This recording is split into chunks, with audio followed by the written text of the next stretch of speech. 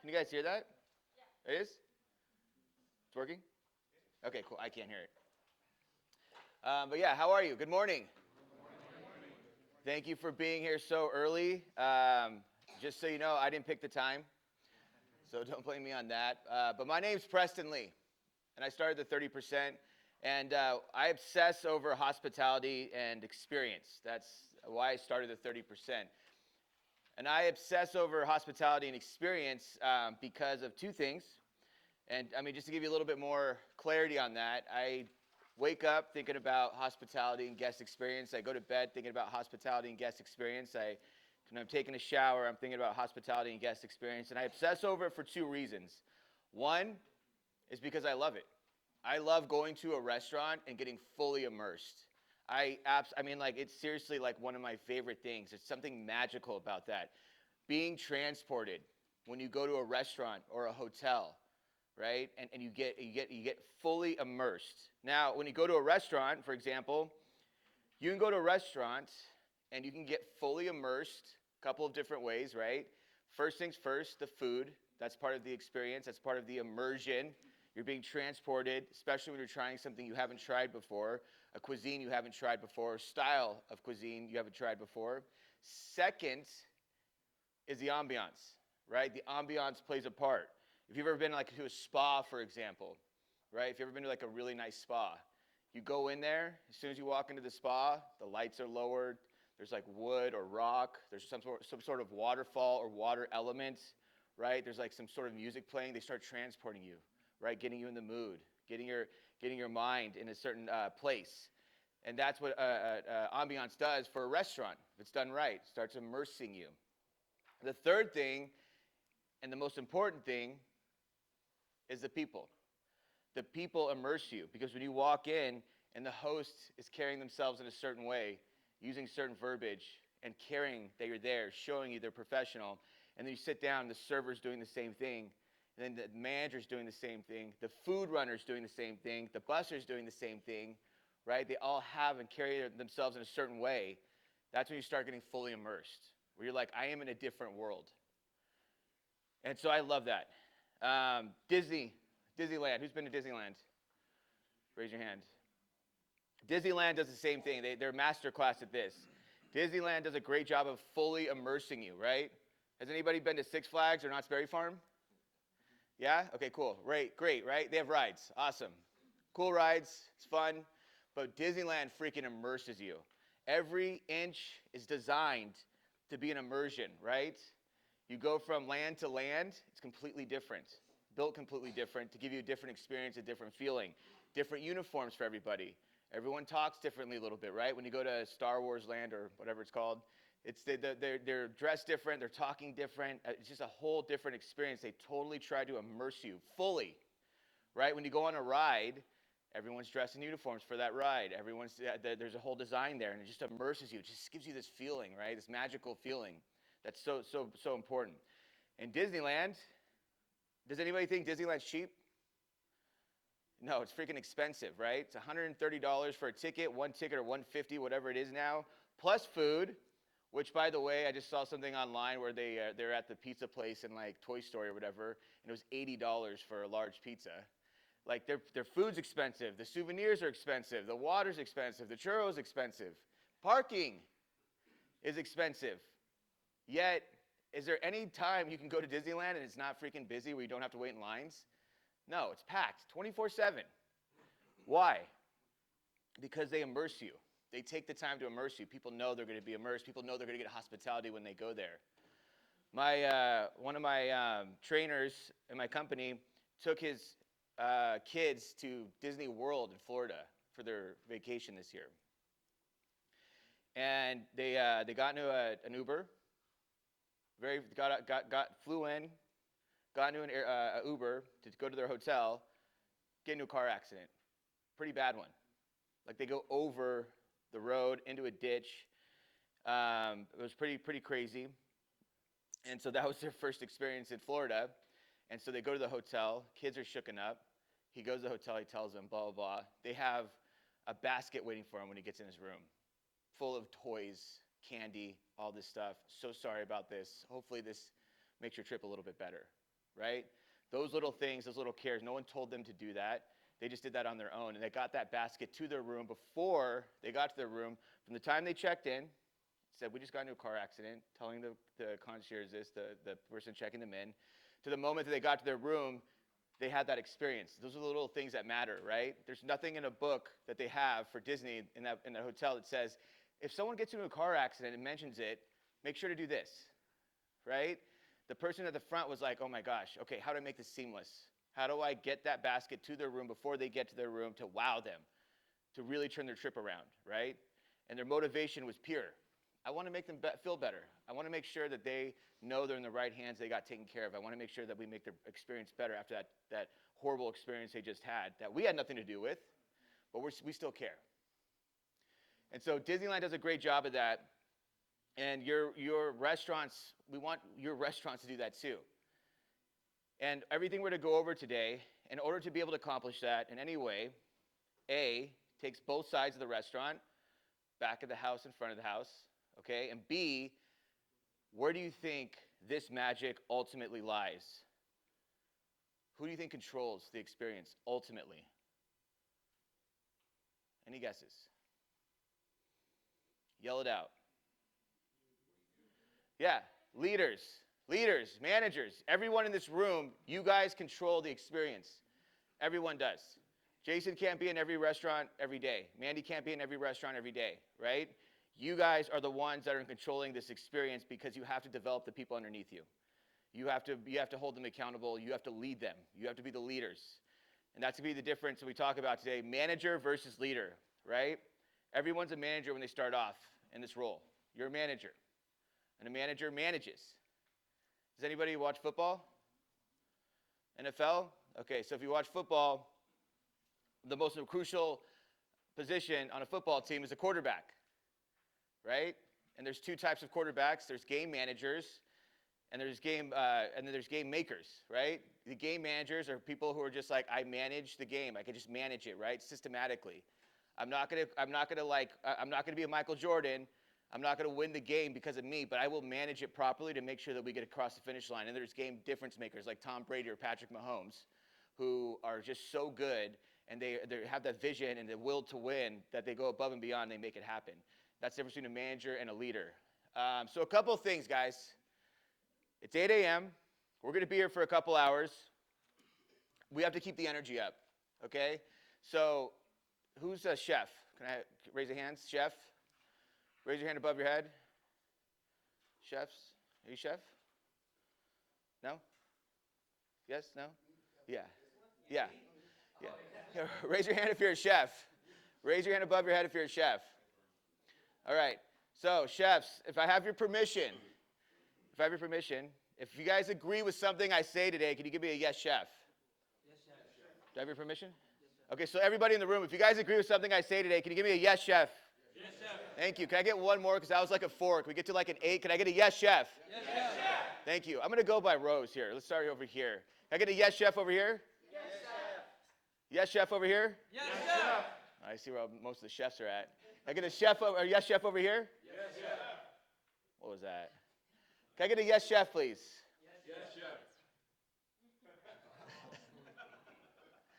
All right, so let's get this started. First things first, note takers or money makers. Okay? I learned that a long time ago. Note takers or money makers. If you see something, you hear something that resonates, you hear something that you want to do, take notes. If you learn something new, take notes. Right? If you ever read a book, you know, and you're like, oh man, that book was so good. I learned so much, but I wrote nothing down. I highlighted nothing. And then a couple of weeks later, you're like, what did that book say? What was that one? What was it about? What was that first chapter? I forgot, right?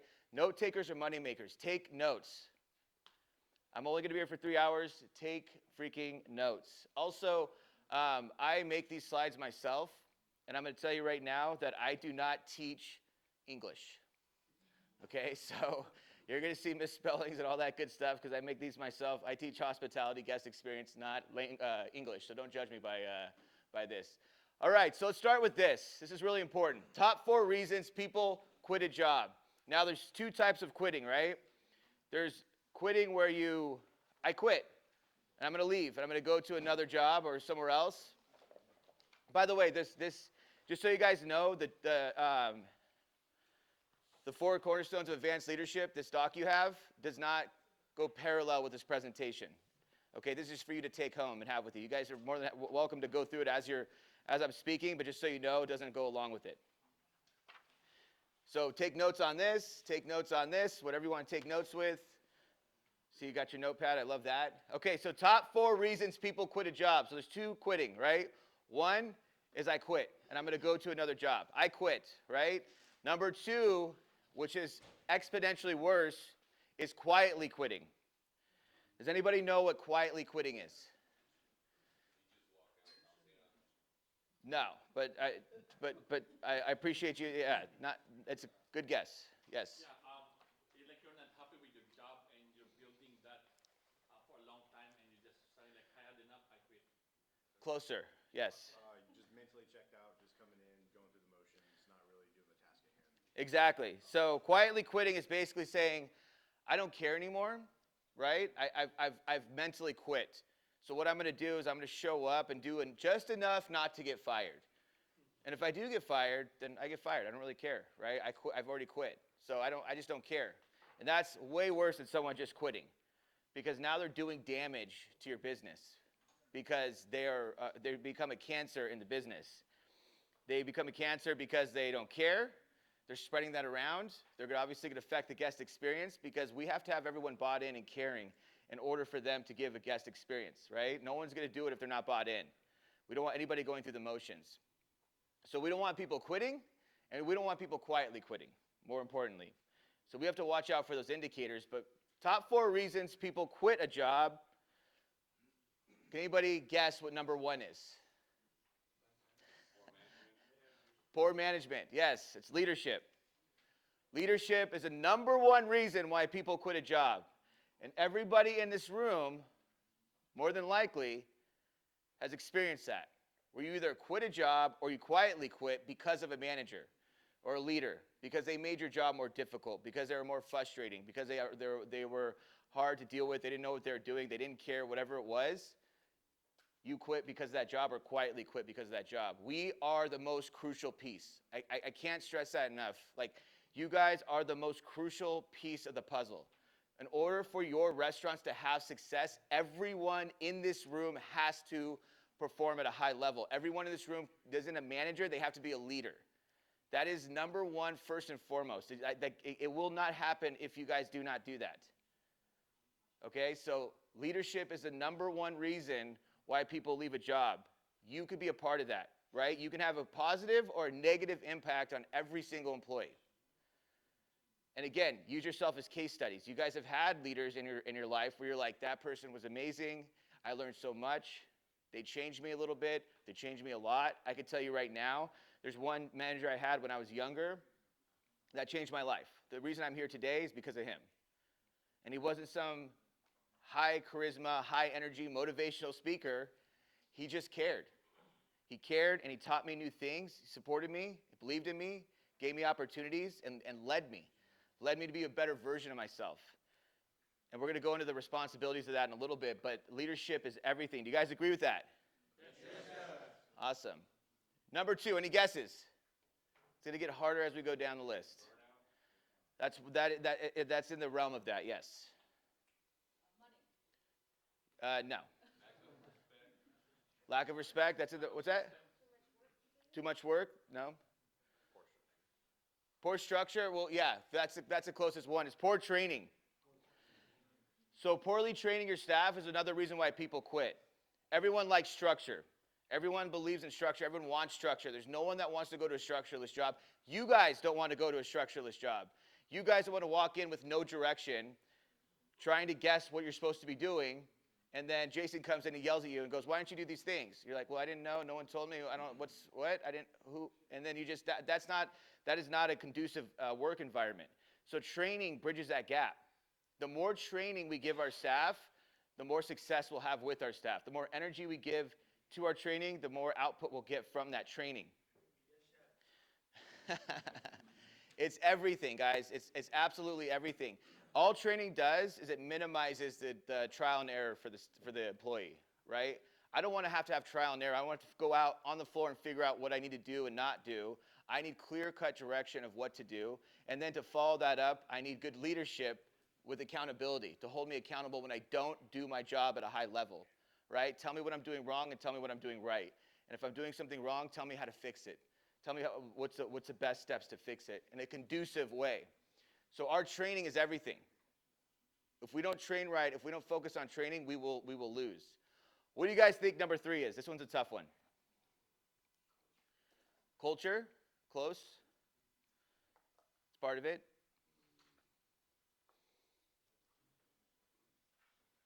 Number 3. Shout it out. Shout out any ideas.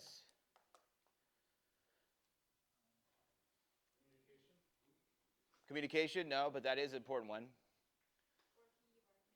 I'm sorry? Working environment is one of them, but that's not it. Connection, connection? That's one of them, but that's not it. That's number 3. Who said that? Brandon, yes. No room to grow. Lack of growth. That's a big one, okay? So as human beings, we have to grow. We have to have the ability to grow, the room to grow in life, right? Period. You want to grow in every aspect of your life. You want to grow in your relationships. You want to grow in your finances. You want to grow in your career. You want to grow in anything you're playing, any outside activities, hobbies. You want to grow as a parent. You want to grow as anything in your life, and that includes your job. As humans, we need that. We have to have growth. Because if we're not learning new things, growing, we become stagnant. When you become stagnant, you become jaded. The growth is what becomes exciting. When you learn new things, it becomes exciting. When you see success in your job because of growth, that's when it becomes exciting. Now, one thing really important to understand is that growth does not mean a different title or more money. That's not what growth is. Growth is just simply learning new things. And that could be accountability. Accountability could be a tool of growth, right? I work in an environment where they hold me accountable, so I'm performing at a higher level. I have higher expectations, and I grow that way. Right? I'm used to working at a restaurant where I got away with half the stuff. I could be late, right? I can cut corners when I wanted to. Now I work in an environment where I can't be late and I can't cut corners, and now I have to develop myself as a person to make sure I show up on time and perform at a high level. That's part of growth. So growth is important to focus on. Do you guys agree with that? Yes, sir. What do you guys think number 4 is? This is an easy one. Money. Pay is number 4. So I hear this all the time, right? It's about money. Oh, they want more money. They want this, they want that. Couple of things about money. One, it's a motivator. Yes, it's important. Yes, people get properly compensated, of course. We're not trying to underpay people. That's not the goal. But this is not the main motivator, right, for success. And I can't tell you how many leaders I've seen with restaurants I've been at that are good restaurants with good culture. And someone goes, I just got this job. They offered me 25% more. They threw the table at me. They saw how good I am at my job. They threw a bunch of money at me. I'm so excited. And then they get there. Leadership's poor. Training's bad. Growth isn't there. Right? And they go and they're like, now I'm hating my life. I'm making more money. I like my bank account, but I'm hating my life. I don't like the place I go into every single day and spend most of my time. Right? I'm going into work and I'm pulling out my hair every single day. I don't feel like people care. I don't feel like the leadership is supporting me. I don't feel like the training was there when I got to my job. And I don't feel like I can grow. And they come back. They take the pay cut and come back because it's not about money. At the end of the day, it's not about money. And if you have anybody approaching you saying it's about money, right? If you want me to do my job, I need more money kind of thing, then that's a red flag. Because if you were to give someone more money to do the job they're supposed to be doing or to live up to the expectations they're supposed to be living up to, what do you think is going to be step 2 for them? You're going to keep doing the same thing over and over again. Exactly. More money for the same amount of work. Exactly. Give me more money now. Give me more money. Give me more money. It just never ends. I've seen it a million times, right? Just give me that raise and I'll do all these things, right? And then you give them that raise, and now give me another raise. Now give me another raise. Now give me another raise. Servers are the same exact way. We worked at a restaurant where the servers were making $800 to $1,000 a shift. Okay? Pretty good money, right? Pretty good money, right, guys? Yes, sir. If you guys are making in tips. Yeah, in tips. $800 to $1,000 in tips every day.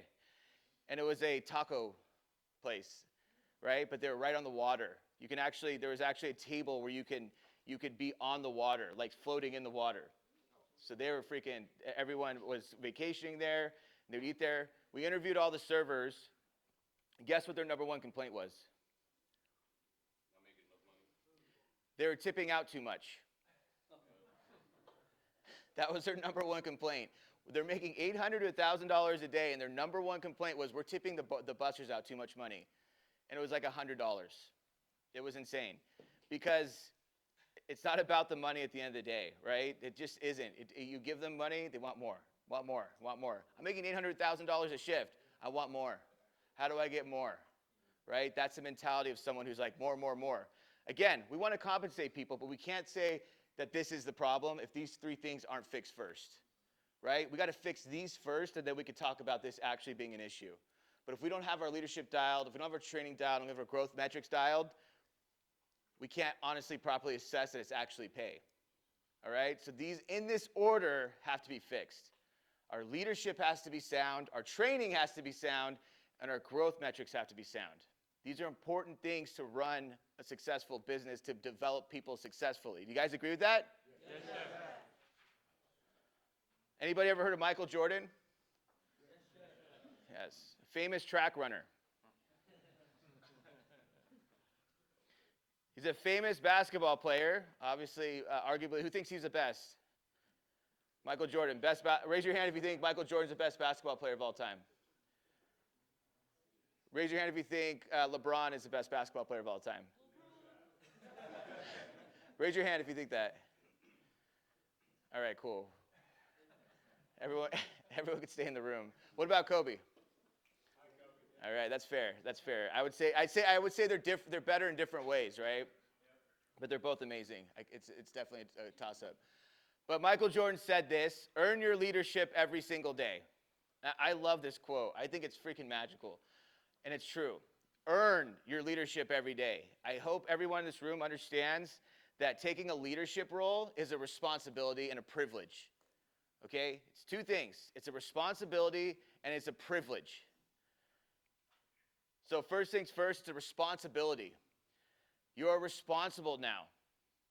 So you took this role and you're responsible to three people. You're responsible to ownership, because you have to understand that someone is giving you the keys to their livelihood. Someone's giving you the keys to their livelihood and saying, I am trusting you to see my vision out. I'm trusting you to bring my vision to life that I've worked so painstakingly hard to bring to life, right? I've done all this work, blood, sweat, and tears, and now I'm giving you the keys to bring it to life. And when you said, I'll take this job, yes, I accept. Oh, sorry, I forgot to ask this. Is anybody here against their will? Is anybody working their job against their will? Forced labor? Or blink really quick. No? Okay.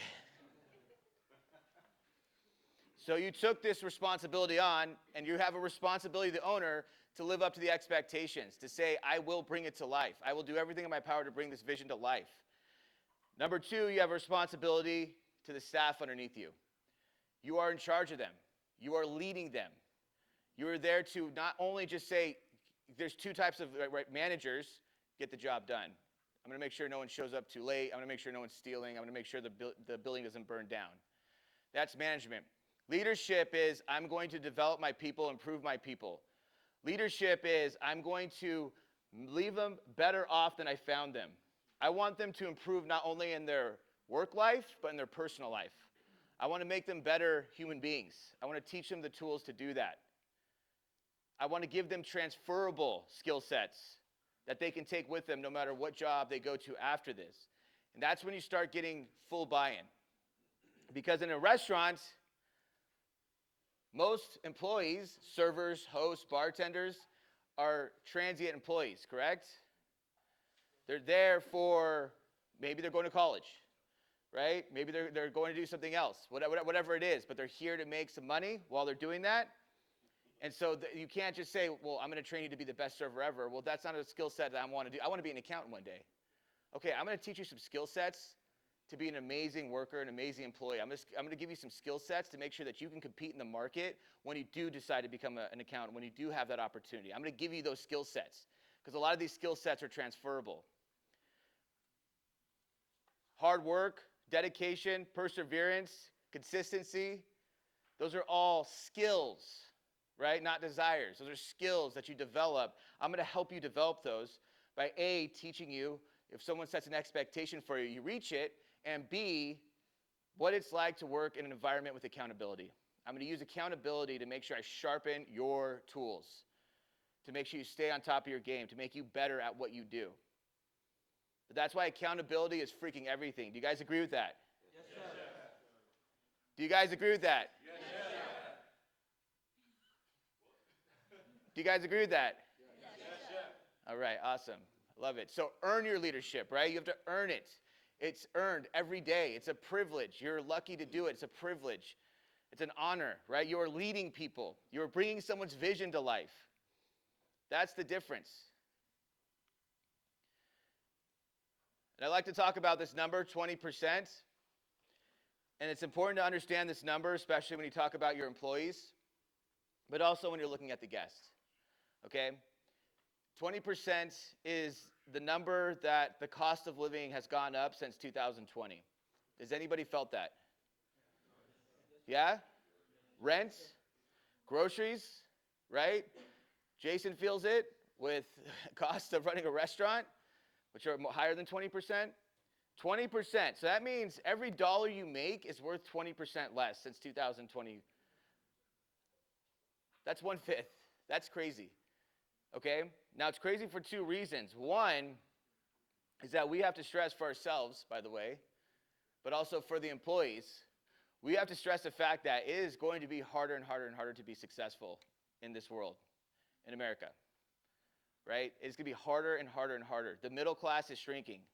So to be successful, it's going to be a smaller group of people that are going to be able to become successful, to not have to live paycheck to paycheck, right?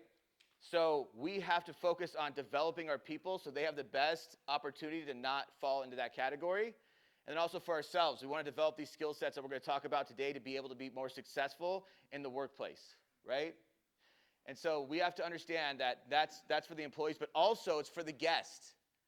Now the guests are coming in to eat at your restaurant, and their money is worth 20% less, which means their money is more valuable to them, okay?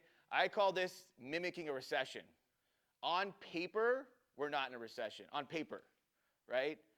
But you can look at it as a recession because everyone's money is less valuable.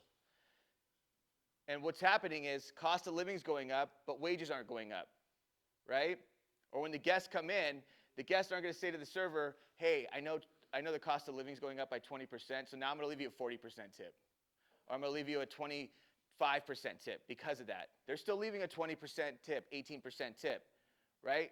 Wages aren't going up, cost of living is going up, which means expendable income is going down. Now, when a recession happens or expendable income goes down, that does not mean people just stop eating out. Well, my expendable cash is going down, so I'm just going to stop eating out altogether. Well, what does it mean? Any guesses?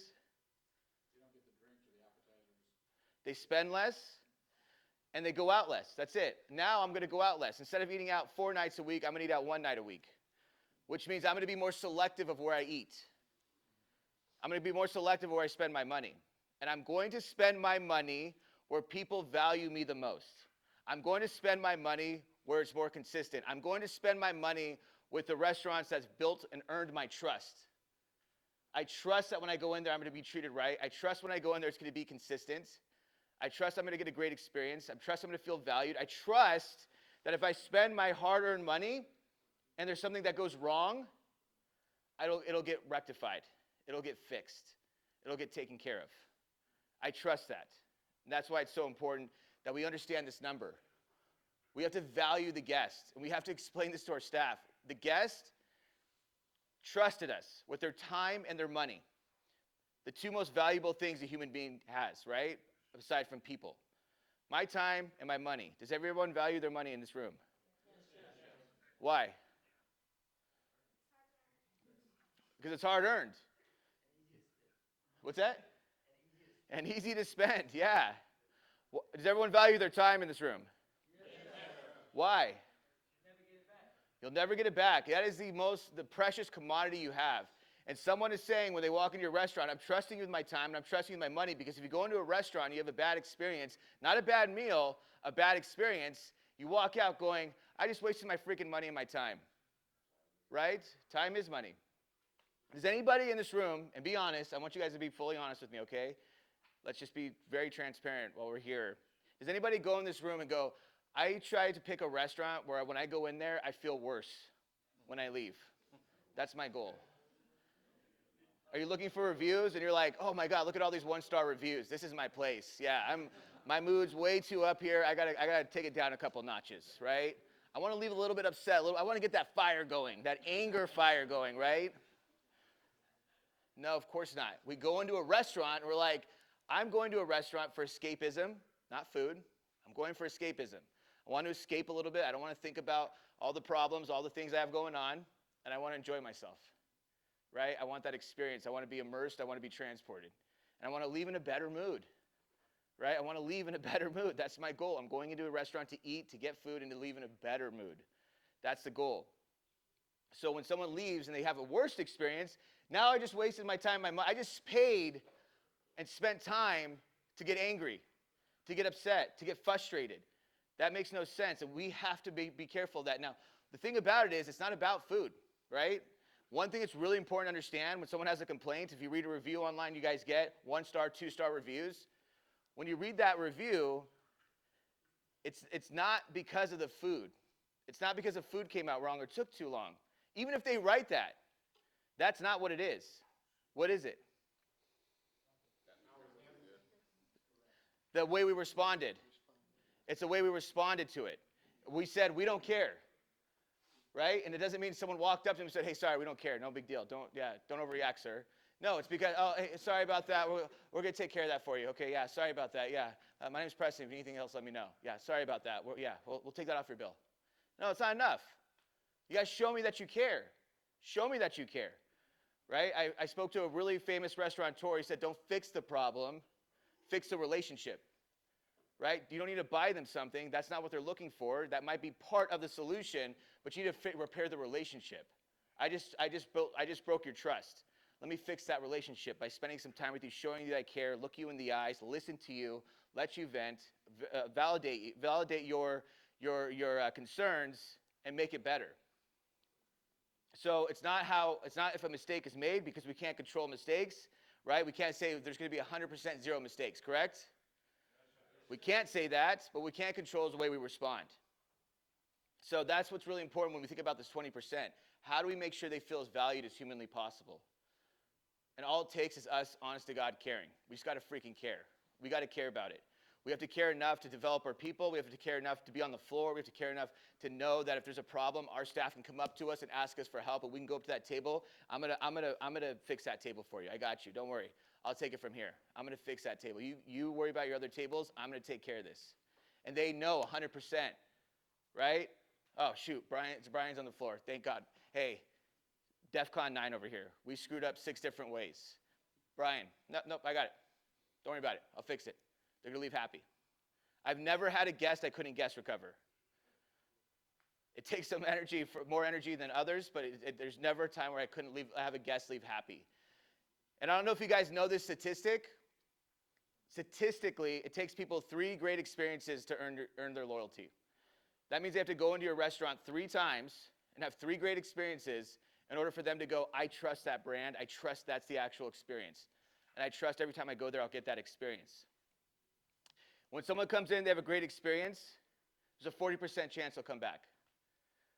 When someone comes in the second time has a great experience, 70% chance. And obviously the third time, you've won them over. Crazy part about it is guest recovery.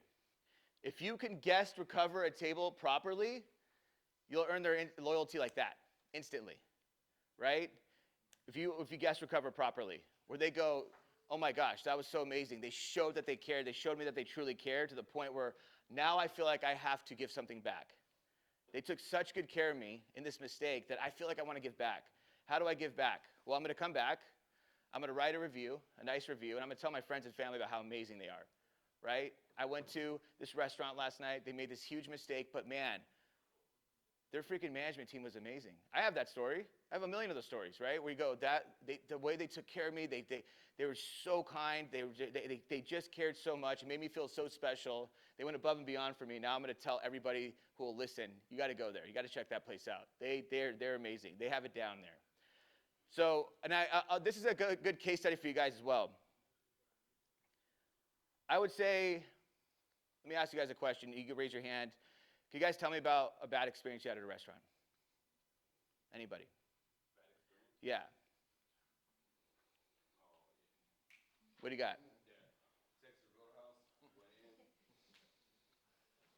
They asked us, all right, how big's the party? I said the party set us 3. They're all right, come back. They left, came back, asked me the same question. I was like, okay, great.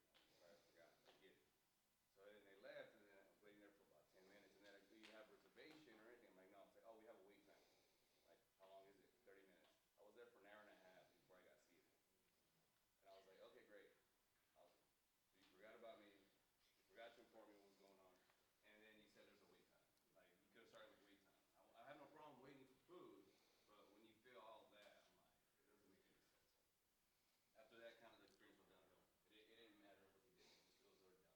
Like, I waited already, and I wasn't going to leave because by the time you get anywhere else, you're going to wait even longer. So if you were wasted that time there and then. Yep. All right, I'm going to wait there, get my food, yada, yada. But it was just at that point, it kind of just spiraled down. Yeah, now it's going to be hard for them to please you in any way, shape, or form because you're looking. Yeah. I don't want to attack. I have my fangs out. I have the claws out, ready to go. Yeah, agreed. What about you? What's a bad experience you've had at a restaurant? Con ganas. I can't think of one on the top of my head. Okay, that's all right. What about you? Bad experience you've had at a restaurant? I really can't think of one either. Okay, no worries. What about you, sir? What's that? Oh, Pho restaurants. So can you stand up? I want everyone to see your beautiful face. I went to this pho restaurant. They have great food, don't get me wrong, but it's the service, the lack of service so bad. I will always constantly have to ask for water, condiments. I ask, but they don't deliver, and then I just stop going there completely. I told my wife, hey, man, that place is so good. Man, the service sucks. Anytime I go in there, I see her, nope, let's go to a different restaurant.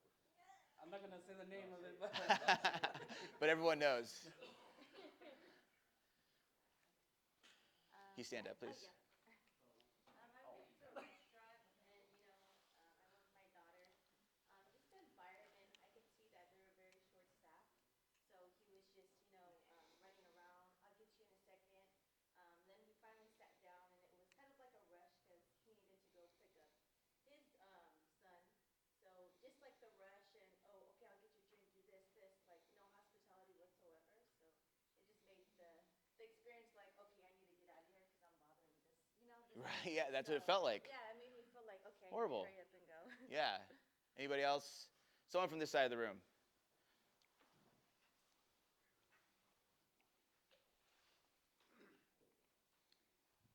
Went to the corporate restaurant, somewhat busy.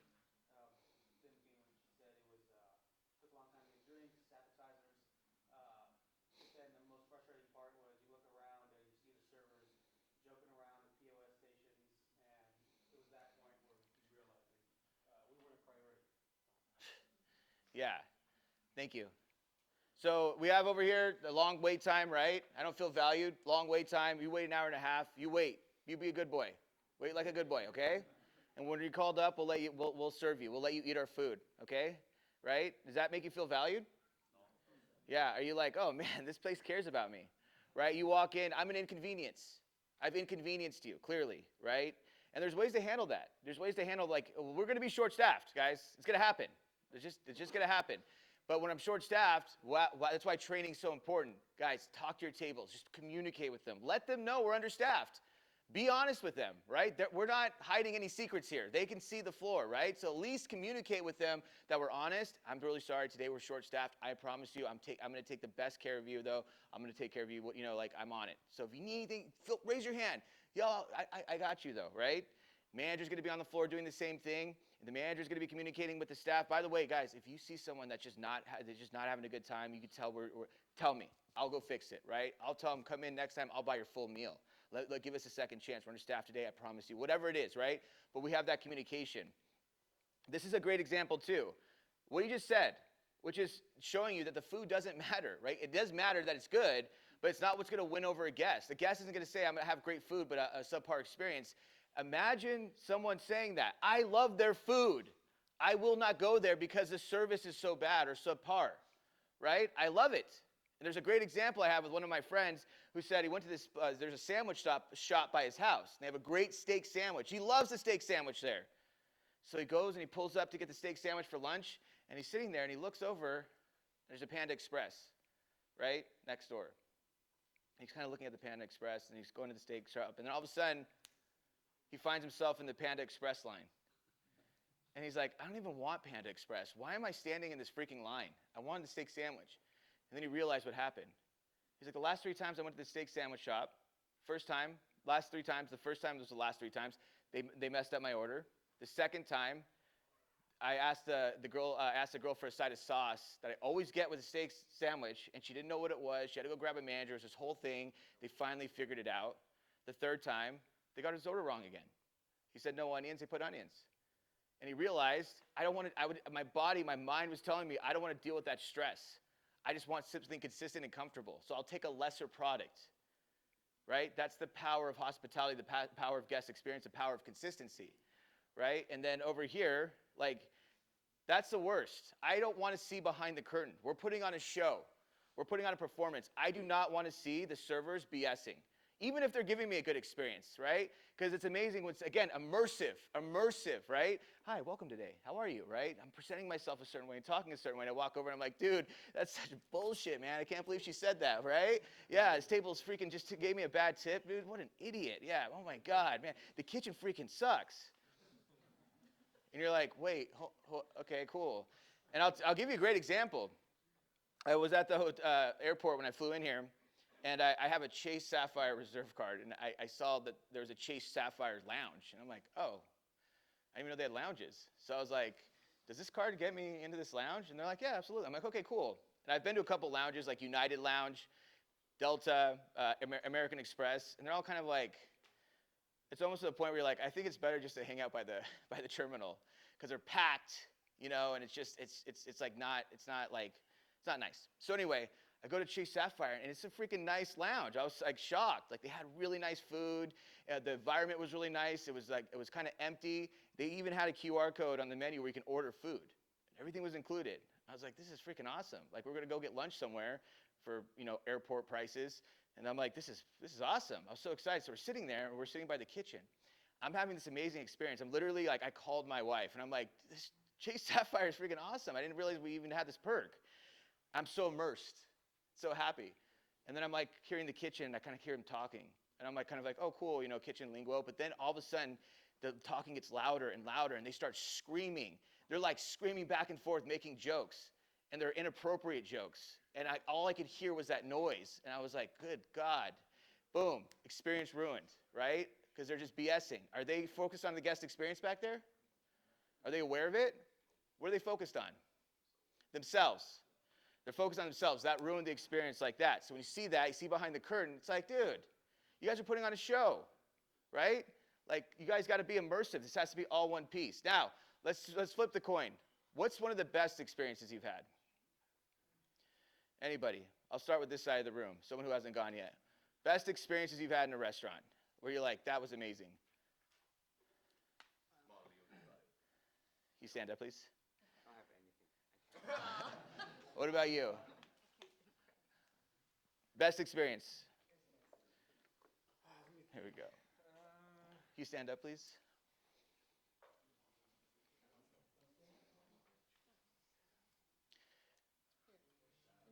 All right, we got someone. Yeah, think about it. Yeah.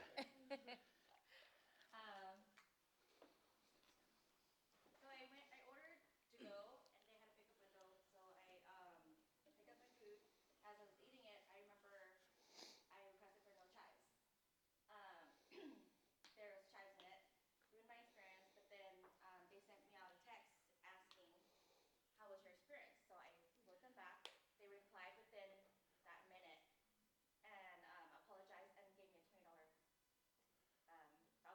Nice. Just made my experience better because I'm like, okay, I can go back and give them another chance, and hopefully they'll get my salad right. Did you like the food? Yeah. Even with the chives, like Yeah. pick out the chives. Yeah. It was all like, But did you like were you like this could have been good? but that concept at restaurant was really good. Okay, but they messed up. But Huh? Other side. uh, but it's like but it's like you get the, but you get. Well, I'm happy my team handled it well. Good. Oh, your whole awesome. I loved it. Oh my Yeah, and that's a great but yeah, but that's perfect, right? Like they showed you that they care. Okay, cool. You care. Thank you. That's all I want. You care, right? That builds trust for me, right? That you care. Who else? Someone had a great experience at a restaurant.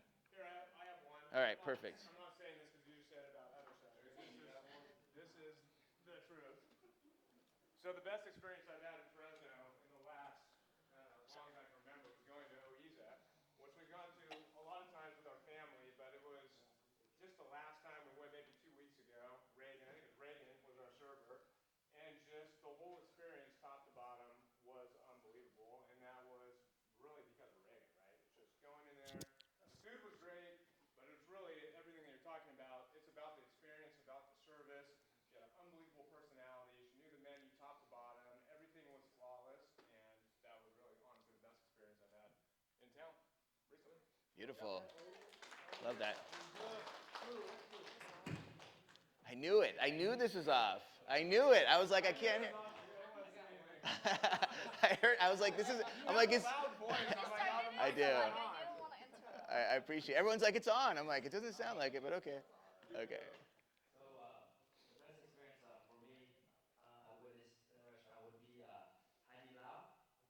You guys probably all heard of Haidi Lao.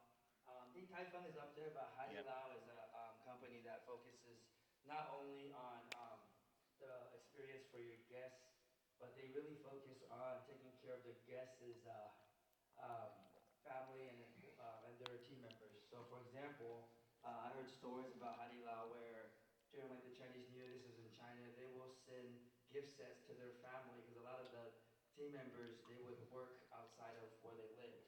So that's what they would do. A lot of things we done was inspired by Haidi Lao. For example, having mouthwash, having floss, hair ties, um, or charging ports for guests when they don't have when they run out of batteries on their phone, and I do that almost every other day. As you know, Brian, a lot of things we did was inspired in Haidi Lao. So every Haidi Lao location I've been to, I never had a bad experience. Whether it's in Roland Heights and whether it's in Arcadia Mall. And then I was just curious, like, how do they do it, right? So it all goes back to training and all of that and culture and hospitality. And I asked them, I actually literally asked one of the customers, the servers, do you guys ever get like complaints and things like that? Because they always do an amazing job. Um, and they told me no, and I was really, really surprised. And they go so much above and beyond, not just with the service, with the kids. They give you little toys. On birthdays, they give you a like a cake, and then they come out with a little speaker with a sign. And some places they even dance for you, so it's pretty crazy. But so if you ever, they're a public traded company, so if you ever, and that really shows you like how far and how much hospitality and caring and going above and beyond really sets you apart from other businesses 100%. and restaurants. So if you ever, and I'm not, I wish I was a part of them, but I'm not. If you guys ever, you gotta check it out because that will really inspire you to bring that back to your restaurants and show, what really hospitality is about. So, Love it. yeah. Beautiful.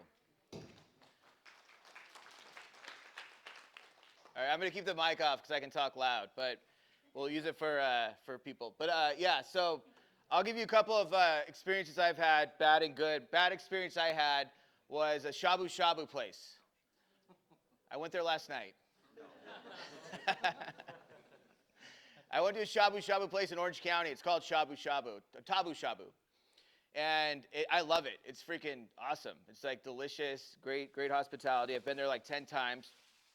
I go there one night with my girlfriend at the time, and we get there, And the server comes up to us at the bar, and he was like, how's it going? He does this whole spiel, did a great job. And then he goes, do you guys want some sake? You guys want to do some sake tonight, And I was like, you know what? Wasn't really planning on it, but yeah, let's do some sake. I'm down. Let's do it. He's like, okay, can I see your IDs? I'm like, sure. Show him our IDs. He leaves. Never brings the sake. I'm like, you know what? I wasn't really in the mood for sake anyway, so that's fine. I'm cool with it. Then he goes, he's ordering, and he upsells us, right? Did you want to add these toppings? Did you want to add this egg? Did you want to do this thing? Yeah, actually, I do. Okay, cool. And then, did you want an appetizer? Yeah, we'll get this appetizer. Appetizer never comes out. Okay. You know what? We don't need the appetizer. That's fine. We're saving money now. That's awesome. I'm okay with it still, right? Because I've had 10 great experiences here. Nothing's registering yet as a bad experience. I'm just like, but it's all good. Our dishes come out, and none of the toppings are on there that we asked for, that he upsold to us. And he never checks on us, so he doesn't know that. Now I'm getting a little frustrated, right? We eat. It's all good. It's just not registering yet as a bad experience. I can accept it. Then he brings us a check, and the toppings are on the check, right? And it's like $2, $1. I don't want to be the guy that's like, hey, take this $3 off my tab. But it was principle at that point, right? I was a little frustrated. I wanted to kind of like make a point that there's some mistakes being made here, man. And so I went there, and he came up to me. I go, hey, by the way, those toppings that you sold us on, they never came out. We didn't have it on the bill. And he goes like this. Oh, yeah. All right, I'll take it off. Walks away. Okay, now I'm irritated.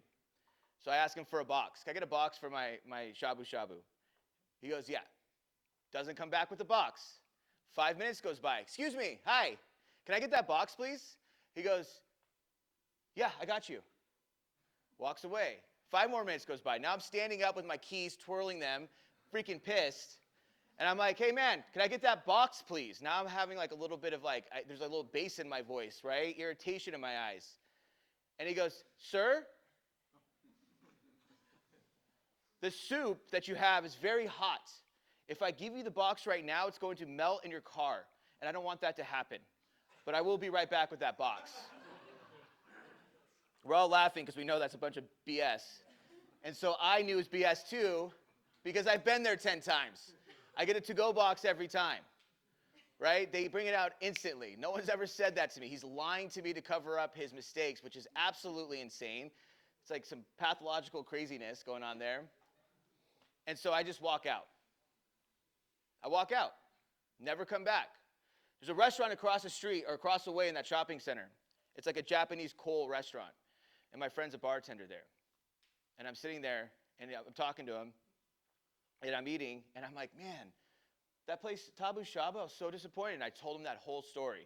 And he's kind of sitting there going, like he's just kind of doing this thing, right? And then there's one guy sitting at the bar. It's me and my girlfriend, and there's one guy at the bar. It's the only people in the restaurant. And the guy at the end of the bar walks up to me, and he goes, hey, man, I just heard that story. I actually own both these venues. I own Tabu Shabu, and I own this place. And I can't tell you how gut-wrenching it is to hear that story. I'm like, well, yeah, man, I can imagine all the hard work you put in just to get someone to walk in the door. You built my loyalty, and for it to be, destroyed by one person is pretty tragic. He's like, yeah, here's my card. Do me a favor. Go back to Tabu Shabu. Text me. I'm going to make sure everything gets taken care of. I don't care if you bring a party of 10 people, right? You spend as much as you want. I'm going to make sure you get taken care of. I said, thank you. Never went back. Still, just never went back. I just never had the desire. Right? Now we have this place called Howlin' Ray's. Anybody heard of Howlin' Ray's in LA? Howlin' Ray's was like one of the first restaurants to go viral. Right? It was like now everyone's trying to go viral. It's a strategy. But they were the first restaurant to accidentally go viral because it had a really spicy chicken sandwich. It was a QSR. And so I remember being in LA. My girlfriend at the time dragged me down to LA to try this place because she was a foodie.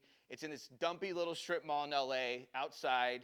There's like a weird, Chinese medicine place, and there's like a weird, love, romance store. And then there's freaking Howlin' Ray's, right?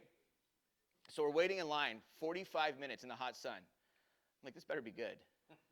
And so we get to the front. I'm in the sun. I'm exhausted. I'm hungover. It's back when I drank. So I go up to the front, and I tell people this all the time. I don't remember what I ordered. I do remember that I liked it. But what I do remember, as soon as I walked up to the front, was the girl by herself, sitting at the register, going, "Hi, welcome." I'm like, "Thank you. Is this your first time at Howland Ray's?" I go, "Yes, it is." She's like, "Oh my God, awesome. I'm so glad you're here. So let me just tell you, did you want to do a chicken sandwich or did you want to do a bucket? What were you in the mood for?" I was like, "The chicken sandwich." She's like, "Oh, you're going to love it. We make all our buns in-house. We coat the chicken like this. Our spices are made like this. What spice level do you like? Can you eat like a jalapeno raw?" And I was like, "Yeah," even though I couldn't. And she's like, "I recommend this one. You're going to love it. Here's our sides. I recommend this side. Awesome. Is there anything else I can get for you? Any other questions you had?" "No, thank you very much. Your order's going to come up over here. And let me know if you need anything else," right? The time and care she took with me, looked me in the eye, smiled, took her time, right? It melted that 45-minute wait away. I wasn't thinking about it anymore. I didn't care. I wasn't upset about it. It went away. And the food was amazing, right? Now, the owner could have said, "Hey, guys, we got this freaking thing happening where we went viral. We have a line out the door. Turn and burn. Turn and burn." They come up, order out. Fast, fast, fast. Let's go. We have a line. We want to get as much sales as we can. But the owner, who I interviewed later on, said, "No, no, no. This is guest experience first. They're not here for the chicken sandwich. They're here for the experience. I want to capture these people. I want to build a community. I want to build loyalty. I want to build a brand. You take your time. You go over these things. You look them in the eye. You smile. You make sure they feel valued, right? The last thing we're trying to do is get them out, in and out fast. We want to earn their experience." Howland Ray's now has 3 locations. I went to their second location in LA to interview the owner. It was an hour before they opened. A line starts forming out the door. I go, "What's going on? You guys have like a special or something going on?" He goes, "No. We have a line outside of our doors, all 3 locations, every single day. Till this day, 10 years later." Why? Guest experience. When I interviewed him, what do you think he talked about? Guest experience, employees, taking care of our employees, training our employees, nurturing our employees, developing our employees, guest experience, guest experience. That was his #1 thing. And so that's why it's so important. Now, if you noticed, as we talked to everybody in this room, bad experiences, good experiences, did you notice one common thing? What's that? Has to always involve with the guests. It's about the guest, right? Did you notice anybody talking about food?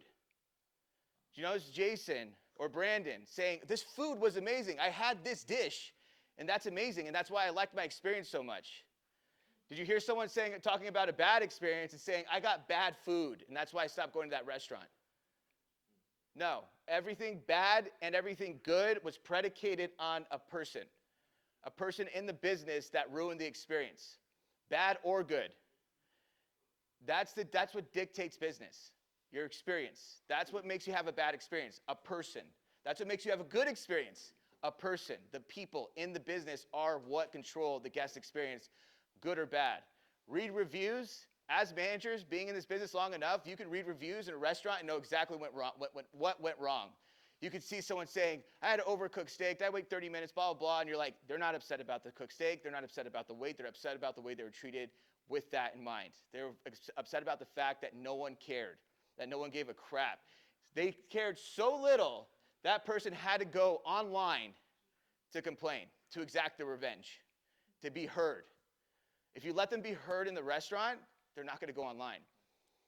And another really important thing, 80% of people, 80%, this is a statistical fact, 80% of people will not complain in a restaurant. If I have a bad experience in a restaurant, 80% will not complain. And we've all been a part of that. We've all been case studies of that. I'm having a bad experience. What I want to do is get my check, sign it, and leave. I don't want to deal with you. I'm not going to go back and forth. I don't want to talk to your manager. I just want to avoid confrontation. So what I'm going to do is sign my check, leave, and never come back. What else am I going to do? Go online. I'm going to tell my friends and family, 16 people statistically that I know, love, and trust, and tell them never to go there. That's how I'm going to voice my opinion. So if we're lucky, opportunity, it's an opportunity. If someone raises their hand and says, "I'm having a bad experience," or if your servers are trained, or bartenders, or hosts, or runners are trained well enough to say, "Hey, something's wrong at that table, I don't know what it is," right? We've seen it before. Appetizer has one thing eaten off it, it's 4 pieces. They push it to the front. "Is everything okay here?" "Yeah, everything's fine." No, we're just getting ready for dinner. Everything's fine. You're like, "Talk to me. What's going on? If you didn't like it, I don't want you paying for it. What's going on? Right? We have to dig. We have to pull. Everything okay? Yeah. Okay, awesome. You want a box? No? Awesome. Right? No. We want to talk, pull, right? Someone comes up to you, you should train your servers to say, hey, they didn't eat a lot of their appetizer. You want to go by there? I want to make sure they didn't like it, because we definitely don't want them paying for it if they didn't like it. So all these things are really important, guys. Like these are the key. It's all the people, it's us, and we're controlling and dictating the momentum here. Has anybody here ever heard of Napoleon Hill? One person? Napoleon Hill? What about Napoleon Dynamite? Oh yeah, all of a sudden hands go up. Napoleon Hill is an amazing author. I recommend you read one of his books. He has a lot of them. The book I recommend you read, if you're going to read one, is Think and Grow Rich. Think and Grow Rich.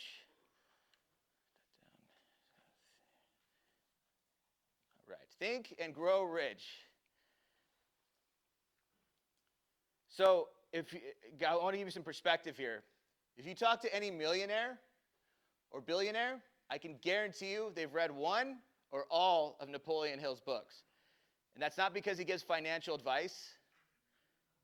That's because he gives you mindset. He gives you a mindset to think outside the box. He gives you the mindset to think outside the paycheck to paycheck mentality.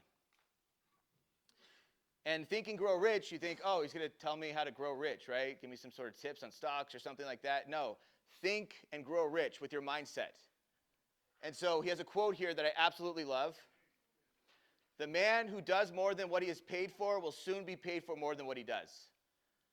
And this is an important quote for us, but this is also a very important quote for our staff. We have to explain to them and try and train them. Again, we want to leave them better off than we found. We want to lead them. We want to make them better. And we have to get them out of this mindset that social media, that COVID, that Gen Z have ingrained in them. Work-life balance, right? Guardrails, protect your time, protect this, protect that. They want to instill this in your mind, but that is a detrimental mindset to have. The man who does more than he's paid for will soon be paid for more than what he does. You have to show your worth before you get paid that amount, right? That's the key. And I'll tell you, I'll give you an example. On social media, I put, hospitality is selfless. It's truly selfless. By nature, it's selfless. That means you have to have zero motivation except for, I want to give the guests the best experience possible. I care that you have an amazing experience. I care about that. I care that you feel valued. I care that you leave and you go, that was money very well spent. That's what I want. I want you to have a genuinely great experience. If you have your friends or your family over at your house or your apartment, right? You're going to stock up your fridge maybe with food and drinks to make sure they have something to drink and eat. You're going to put on a game. You're going to clean up. And when they leave, you're not like, did you want to, traditionally they tip 20% in the situation. If you enjoyed yourself, it's up to you though, totally up to you.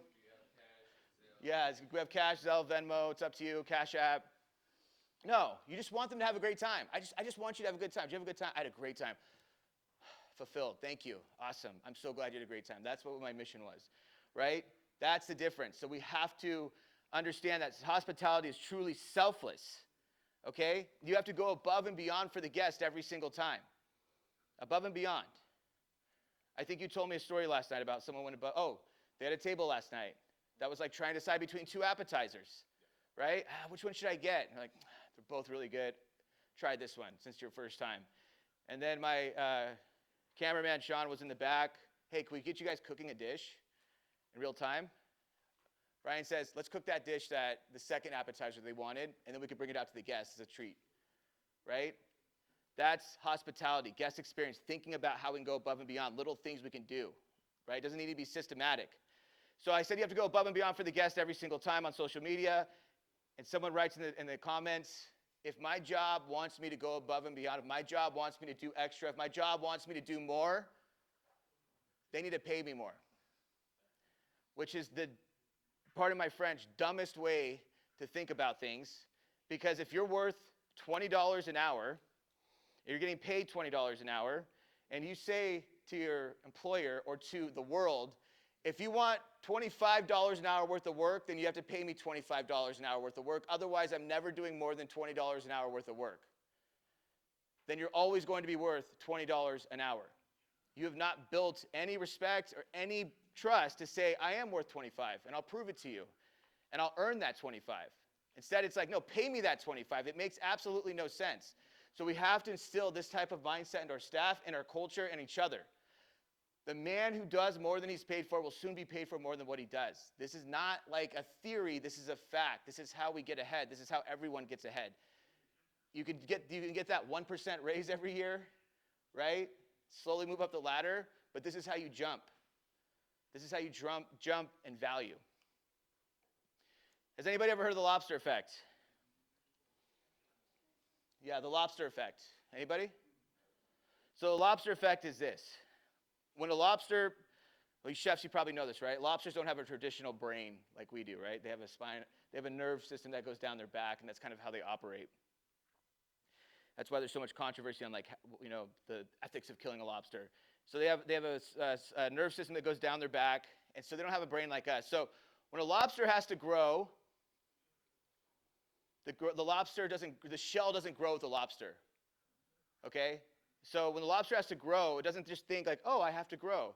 What it does, it grows into its shell that it's currently in, and it grows so much, and it gets super uncomfortable. And when that uncomfortability signals to the lobster, it needs to shed its shell and grow a new one. So it goes in a little dark cave underwater where it's safe, sheds its shell, grows a new one. The moral of the story is you have to get uncomfortable to grow. Everyone has to get uncomfortable to grow. If you haven't gotten uncomfortable as a leader recently, you're not growing. Uncomfortability is a cornerstone of growing. Anybody who took this job, you probably remember your first week. Was it comfortable? Yes? No? Was it super comfortable? You're like, oh, I feel like I'm right at home. I feel like I'm fitting in. I have zero uncomfortability right now, right? Zero anxiety. No, you have anxiety through the roof. You're uncomfortable. You're in a new environment with new staff, new guests, new leaders, new owners, new concept, and you're a little uncomfortable, right? And you're like, hi, how's it going? I'm Preston, right? Have we ever met that person who's like super quiet, and then they like all of a sudden, like 2 months later, they never shut up? You ever met that person? Yeah. Like that's someone that's just uncomfortable when they get into work. Then they get comfortable, and they start coming out of their shell. They start talking, and they're like, man, I wish we went back to that first month. So that's a lobster effect. You can tell. So if you have something that makes you uncomfortable, holding people accountable, for example, man, that's uncomfortable. Get uncomfortable. Start holding people accountable. Do not let your uncomfortability dictate your progress. And this is really important for your group right now. What got you here won't get you there. Does anybody know what that means?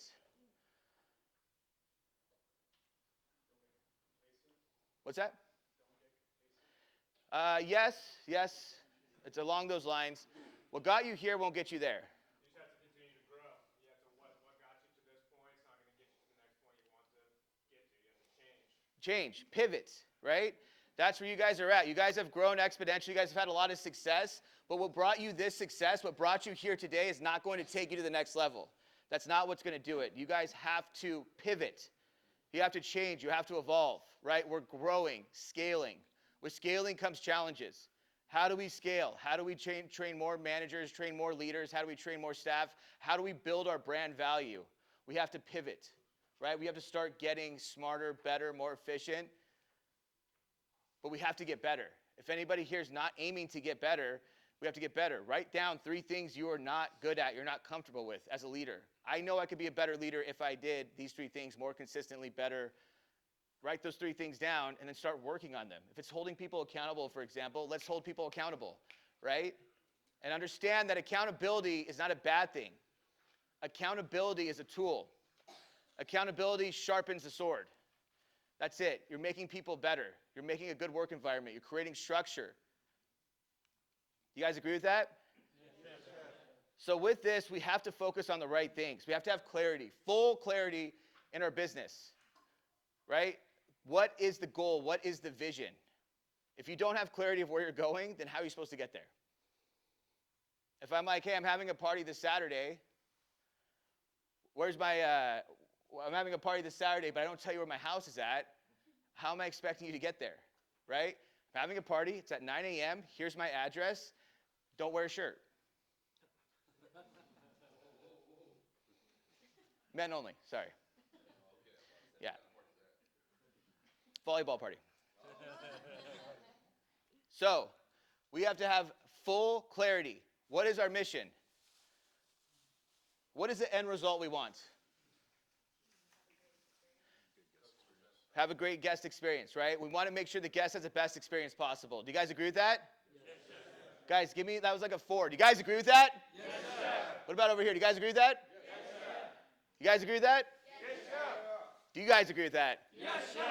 So much better. Yes, so we have to have full clarity. We're here for one reason, one mission, one goal is to give the guests the best experience possible. That's it. We're here for one mission. Have you ever heard someone say, that's not my job? Raise your hand above your head if you heard someone say, that's not my job to you. You three? No, nobody? Yeah? Raise your hand. Everybody in this room, sir.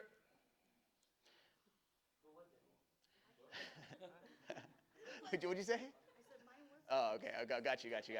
My bad. Yes, we've heard that. It makes us, our skin crawl, right? That's not my job. How do you eliminate that? How do you eliminate someone saying that's not my job? Because the reason someone's saying it's not my job is your fault. It's leadership's fault. We've allowed them to think that. You have a job box of what you do. We don't have anything that in our job description in the restaurant that we don't do. If you're a bartender, if I ask you to go clean the toilet, you go clean the toilet, right? I'm not asking you to clean the toilet because I want the toilet clean. Why are we asking for the toilet to be cleaned? For the guest experience, right? We need to help for the guest experience.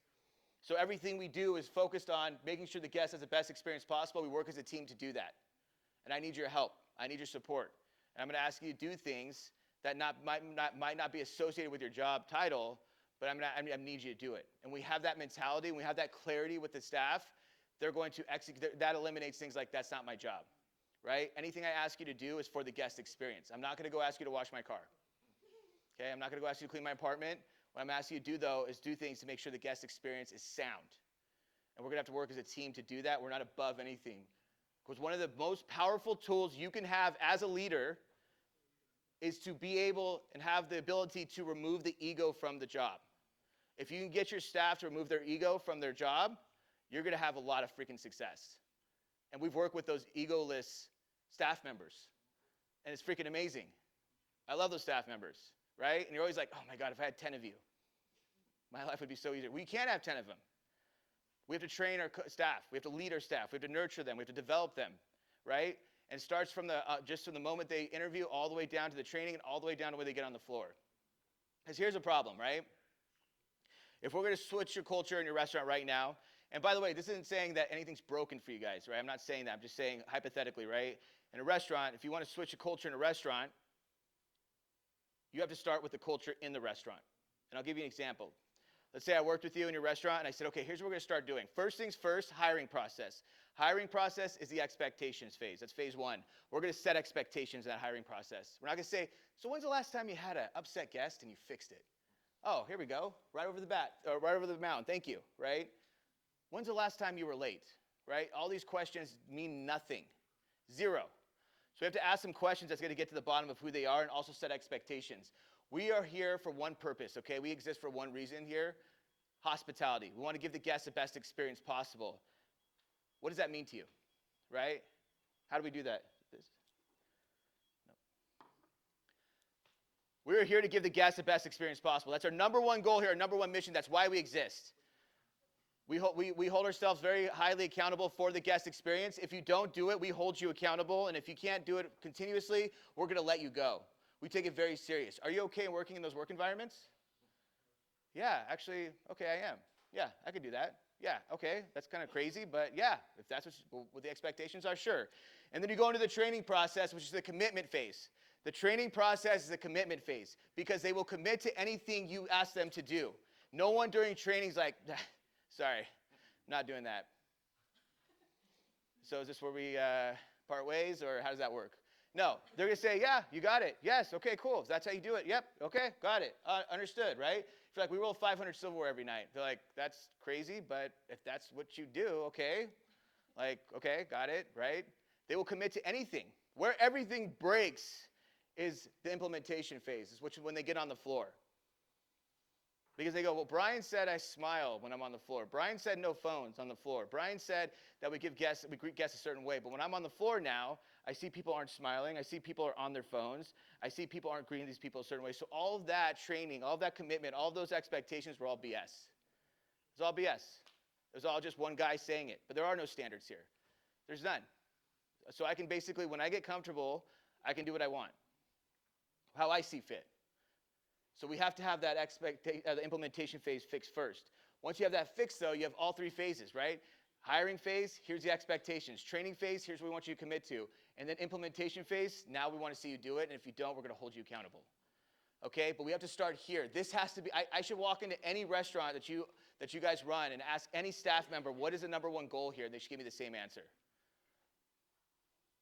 Guest experience. We give the guests the best experience possible, whatever it is, right? However you want to phrase it or word it. We're here to give the guests the best experience possible. That's the number one thing that we do. We obsess over it. Because if that's their mission, if that's their goal, if they see that's the goal, they start performing a different way. But if you're like, you're a server and you serve, you're a bartender, you make drinks, you're a food runner, you're going to run food, you're a busser, you're going to clear tables. Oh, well, that's my job. I'm here to bust tables, right? It doesn't matter about the guests. The table matters.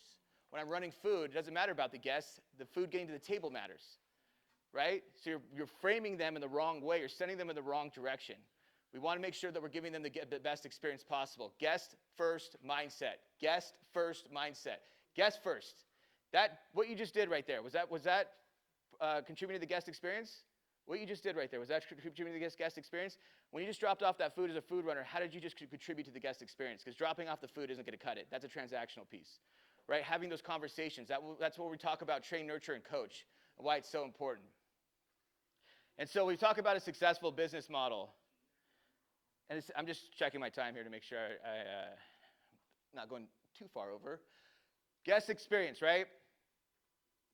So, successful business model. We have two entrepreneurs in the building. Oh, sorry, three. Where's Mandy? Three entrepreneurs in the building. Probably more, but three that I know of. And a successful business model is simple, right? We have to find out where there's a demand in the market, and then we have to fill that demand. That's it. There's a demand in the market, I'm going to fill it. That's how I started a successful business. Both Brandon and Jason have done that, right? We want to give Fresno an elevated experience. It's missing in the market. We're here in Fresno. It's a great area, but there's no elevated experiences. Why can't we bring an Orange County and LA, Las Vegas feel to Fresno? It's in demand, right? Why can't we bring great concepts here? So they saw a demand in the market, they filled it. There's another demand in the market, and is it food? Is it food? Do you guys have a problem finding a place to eat in Fresno? Yes, no? No. I can walk down a block and find 10 places to eat in any cuisine. That's not an issue. The issue is guest experience. Can I get a hospitality experience? Can I get hospitality? Can I feel taken care of? Because I'm sure you guys in this room can all attest to it, right? Hospitality's dying. It's rare. It's more and more rare now for a litany of reasons. Now I'm looking for that rare guest experience where I get an amazing experience consistently. And that's where we want to fill the market. Has anybody ever eaten at Chick-fil-A? Raise your hand above your head if you've ever eaten at Chick-fil-A. Raise your hand above your head. Okay, has anybody eaten at Chick-fil-A today? Just one person. All right. So Chick-fil-A in 2001 was worth $1 billion. $1 billion, 2001, $1 billion. Pretty good, right? Yeah? Pretty good, guys? Yes, pretty good? $1 billion? Yes, would you be happy if you owned a company doing $1 billion a year? Yes, yeah. Jason's like, yes, chef. So they were growing, and they were growing well. They were doing well in 2001, but they had an issue. They had a problem. They were getting on McDonald's and KFC's radar. McDonald's and KFC is like, we want to freaking stomp these guys out, right? We want to put them out of business. We want to buy them. We want to get rid of them. Now they're starting to eat some of our lunch, and we don't like that. And so Chick-fil-A said, we have to become indestructible. We have to become bulletproof. How do we scale, but scale right and scale where we can't get taken down, where they can't even touch us? And so they had three options. Number one is they could be the cheapest. Right? They could compete that way. No one wants to do that. Number two, they could be known to be the best. Again, that's a very, very hard thing to obtain. To be unanimously the best at something is very, very difficult. Number three, why don't we give people what they want? Why don't we just give them what they want? Hospitality. Right? So they hired the Ritz-Carlton, and they said, we want you to create our training systems and leadership to be able to develop a hospitality experience. And everyone said, you're crazy. You don't know what you're doing. Look at McDonald's, the #1 restaurant, your biggest competitor. They're transactional. Don't try and reinvent the wheel. You'll fail. But they knew they were on a mission. We wanted to do a hospitality experience. Fast forward 25 years later, and they're worth $25 billion annually. They added $1 billion in revenue theoretically every single year. If you guys owned a business that was doing $25 billion a year, would you be happy? Okay, now here's some crazier numbers to put this in perspective. KFC does $34 billion a year. Chick-fil-A does 25. Chick-fil-A is also, by the way, only in the United States. KFC is global. So KFC wins, right? Right, guys? Yeah, you guys aren't falling for that. Because Chick-fil-A does those numbers with 1/10 the locations. 1/10. That means per unit, they're absolutely crushing the competition. There's no second place. They're in a category of their own. And they're closed on Sundays. They're closed on Sundays. So we're doing it 6 days out of the week. They're doing it with their hands tied behind their back, which is insane. That's absolutely insane. So how in the world did Chick-fil-A do this? An independently owned company. They're not corporate. They don't have a bunch of money backing them up. How do they do it? They're a family-owned business. Are they the cheapest? Are they the best? Yes. Who thinks Chick-fil-A has the best chicken sandwich? Who thinks Popeyes has the best chicken sandwich? Who thinks KFC has the best chicken sandwich? All right. Who has another, they have their own favorite chicken sandwich spot? Jollibee's. Oh, there we go. Another big company too, though they're growing well. So the point is, they did it through hospitality, guest experience. When you go into a Chick-fil-A, and some of you already know this, but some of you might, go into a Chick-fil-A, right? You're not going to see someone at the register going like, sorry, I don't know where, can you help me? Sorry, I'm new. I don't know where that button is, right? Can you help me? No, why do you not get that experience? Because they're properly trained. Number 2 reason why people leave a job, because they're properly trained, right?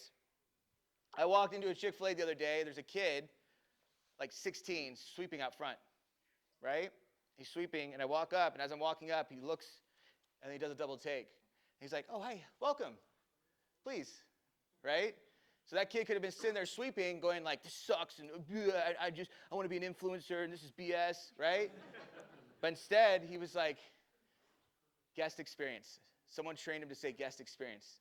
When you see a guest, guest first, right? He saw me and goes, oh, guest. Right this way, please. 16 years old. He goes in, I go in, go to the service counter, get my food. That went great. I sit down, they're busy. I'm talking to someone. Another kid walks up, sees our food on our table, our empty food wrappers and all that stuff. And he goes, can I take this out of the way for you so you guys can enjoy your conversation? I was like, what the hell? Like, I don't even get this service at a steakhouse sometimes. Sure. Did you guys want me to refill your drinks? Sure. It's just mind-blowing, right?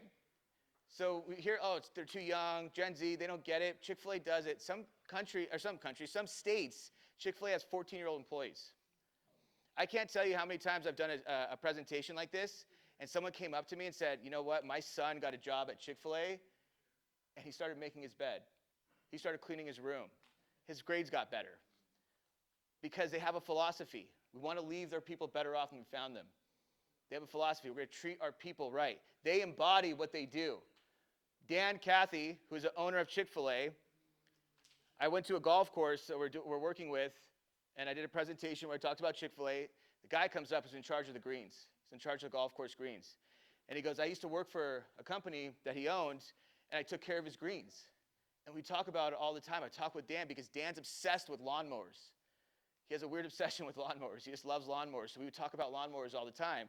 And one day he goes, hey, Dan Cathy goes, hey, do you mind if I bring your team lunch tomorrow? He's like, yeah, that'd be awesome. And so they're working. They go to lunch. There's a little table area where they all eat, usually for lunch. A Chick-fil-A truck pulls up, right? He's like, oh, cool, he brought us a Chick-fil-A truck. Dan Cathy gets out of the Chick-fil-A truck. Oh, he's going to have lunch with us. And then he realizes Dan Cathy's the only person in the truck. He opens up the truck, sets everything up. He makes them food. He serves them. And then he sits down and eats with them and has a conversation with them. That's freaking hospitality, guys. That's a billionaire taking the time to eat lunch with some of his employees, making him lunch. Like, that's what we talk about when we say take care of your people, right? Show them that you care. Do you think they'll have buy-in for Dan Cathy? Do you think that team had buy-in for him after that? Do you think they were like, what fire do you want me to walk through, and how fast or how slow? Those little things matter. If you guys want, we could take a quick 10-minute break. Does that sound good? Yes. All right.